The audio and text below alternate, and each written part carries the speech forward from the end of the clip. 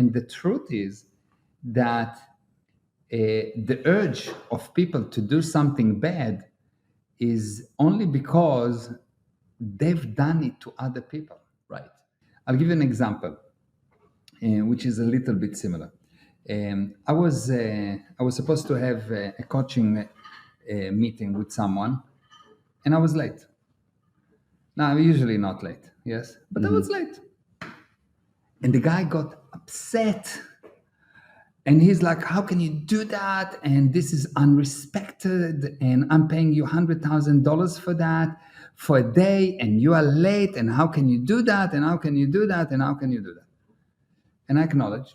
And he asked me, how can you do that? I said, how did I do it? I just did not arrive on time. I was delayed. I was doing something else that I thought at the time was more important.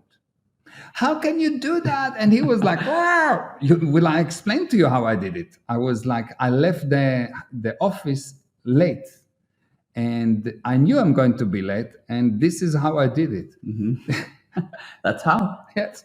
And I gave him the same answer a few times, and he didn't know what to do and so on. And I told him, actually, you're not upset about me, you're upset about you. And he told me, what do you mean? You were late. I said, yes, I know I was late. But that's not the reason that you're upset. All your life, probably, you have a major problem of being late.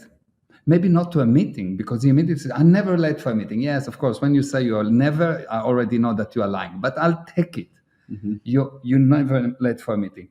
But are you answering your emails on time? Are you closing the sales cycles on time? Are you organizing your stuff on time and the moment that you touch it? How many things in your life you're late? Did you forget to tell your husband what you've done last week? You're a bit late.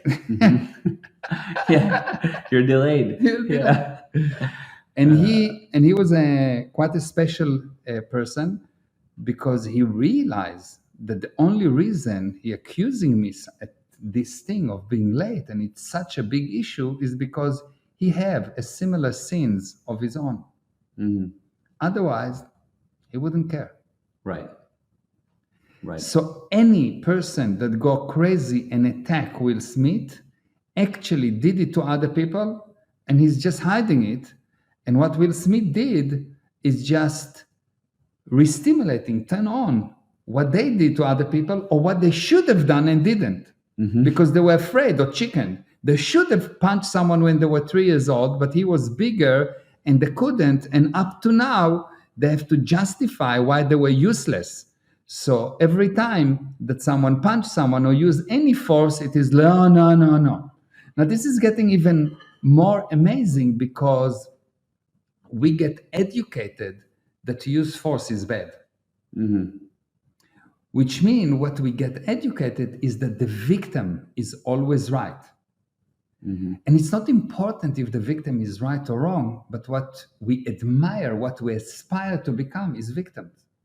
And you have a society of victims. 99% of people going around and say, look what's happened to me, look what's happened to me. And they're competing who is more victim. Right. Instead of competing who is more cause, who is more able, they're competing who is more victim.